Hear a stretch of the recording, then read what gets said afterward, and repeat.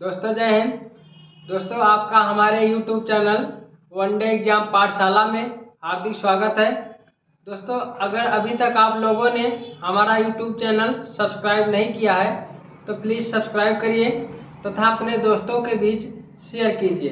दोस्तों कल हम आपको बताए थे डाइस और डाइस के अंतर्गत आपको टाइप फर्स्ट पढ़ाए थे।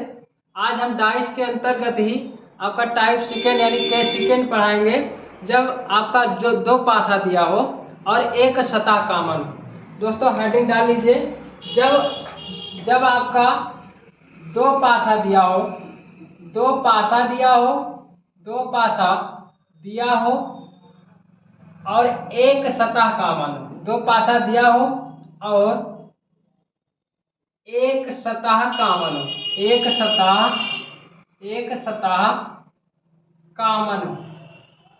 कॉमन हो। आइए देखते हैं। जैसे आपका ये दो पासा है, आपका ये दो पासा है, ये पहला पासा और ये आपका दूसरा पासा। इसमें दोस्तों देखेंगे, जैसे इसमें हम लिख दिए, इसमें लिख दिए 2, 4, 3 और यहाँ पे हम लिख दिए 3, 5 और 6। दोस्तों यहाँ पे आप देखें, यहाँ पे पासा नंबर 1 है ये और ये है पासा नंबर 2। इसमें देखेंगे तो 2, 3, 4 है और इसमें देखेंगे तो 6, 3 और 5 है। आप ध्यान से देखेंगे तो दोनों में एक सतह कॉमन है, यानी दोनों में 3 कॉमन है। दोस्तों क्या है? 3 कॉमन है। ऐसी स्थिति जब पासा 2 दिया हो और सतह 1 कॉमन हो तो उसके लिए तरीका क्या है दोस्तों? तो हम क्या करेंगे कि जहां से कॉमन है सबसे पहले उस कॉमन वाला आपका जो है अंक है उसको लिख लेंगे। जैसे यहाँ कॉमन क्या है इस पासे में? 3 है तो 3 लिखेंगे और 3 से ही इसको हम दोस्तों घड़ी की दिशा में यानी क्लॉकवाइज घुमा देंगे। 3 से ही यानी जहां पे अंक कॉमन है वहीं से इसको क्लॉकवाइज घुमाएंगे दोस्तों। तो 3 के बाद क्लॉकवाइज घुमाएंगे यानी घड़ी की दिशा में, तो क्या मिलेगा? 3 के बाद आपका 4 मिलेगा तो 4 लिखेंगे। 4 के बाद क्या मिलेगा?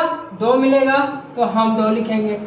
ठीक ऐसे ही हम दूसरे पासे में भी जो आपकी कॉमन सतह है उसको हम कॉमन सतह के ही नीचे लिखेंगे। याद रखना दोस्तों, ये जो आपका कॉमन है उसके नीचे ही कॉमन लिखेंगे और ठीक ऐसे इसमें भी आपको घड़ी के दिशा में घुमा देना है। तो घड़ी के दिशा में इसको घुमाओगे तो 3 के नीचे हमने 3 लिखा और उसके बाद इसको घुमाओगे घड़ी की दिशा में तो 3 के बाद क्या आएगा? 5, तो आगे हम लिख लेंगे 5 और 5 के बाद क्या आएगा? 5 के बाद आएगा 6। क्योंकि आपके जो है पासे में 6 सतह होती है तो आप देखेंगे तो यहाँ 2 है, 3 है, 4 है, 5 है, 6 है, लेकिन एक मिस है। एक मिस क्या है दोस्तों? तो आपका जो 1 है वो मिस है और यही 1 जो होगा 3 का अपोजिट यानी विपरीत हो जाएगा। तो यहाँ आपसे कोई भी पूछे जैसे 2 का अपोजिट क्या होगा, तो 2 का अपोजिट 6 होगा, 4 का अपोजिट 5 होगा, 3 का अपोजिट 1 होगा, या उल्टा पूछे 1 का अपोजिट 3 होगा, 5 का अपोजिट 4 होगा और 6 का अपोजिट 2 होगा। आइए दोस्तों एक पासा और हम बना के देखते हैं। एक पासा दूसरा हम बना के देखते हैं। याद रखना दोस्तों, इसमें गिनती भी दे सकता है, ABCD भी दे सकता है या कोई प्रतीक चिन्ह भी दे सकता है, कुछ भी दे, लेकिन तरीका आपको यही लगाना है। जैसे दूसरा पासा है, दूसरा दोस्तों आपका पासा है, पहला पासा ये है और दूसरा पासा आपका दोस्तों ये है, दूसरा पासा ये है। इसमें हम लिख देते हैं A, B और C, इसमें लिख देते हैं B, D और E।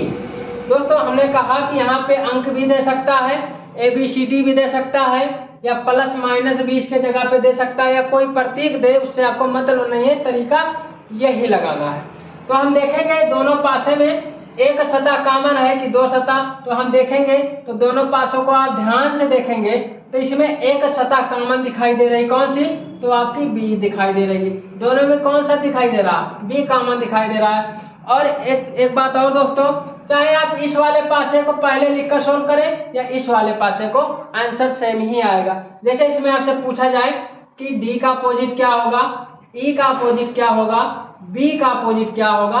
तो आइए हम देखते हैं। अगर हम इस वाले पासे में कॉमन सतह आपकी क्या है तो बी है, हम यहाँ लिख लेते हैं बी।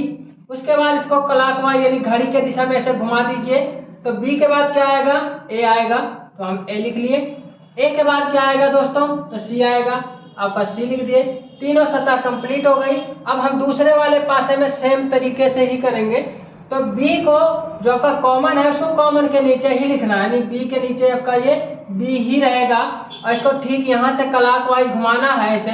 तो घड़ी की दिशा में घुमाओगे तो बी के बाद क्या मिलेगा, डी, तो हम यहाँ लिखेंगे डी। और डी के बाद क्या लिखेगा, ई, तो हम क्या लिखेंगे दोस्तों यहाँ पे ई। अब ये आपकी 6 सतह क्या हो गई, कंप्लीट हो गई। लेकिन यहाँ पे दोस्तों देखेंगे 6 सतह होती है तो आपका ए मिल गया, बी मिल गया, सी मिल गया, डी मिल गया, ई मिल गया, तो आपका बचा क्या है, एक सतह आपकी बची है दोस्तों एफ। तो एफ क्या हो जाएगा आपका बी का अपोजिट। तो यहाँ पे बी का अपोजिट एफ, एफ का अपोजिट बी, ए का अपोजिट डी, डी का अपोजिट ए और सी का अपोजिट ई, ई का अपोजिट सी। अब आपसे पूछा क्या था, तो डी का अपोजिट, तो डी का अपोजिट दोस्तों क्या है, डी का अपोजिट आपका ए है। यहाँ ई का अपोजिट पूछा था तो ई का अपोजिट क्या है, सी है। ऐसे ही बी का अपोजिट, तो बी का अपोजिट क्या था, बी का अपोजिट आपका एफ हो जाएगा।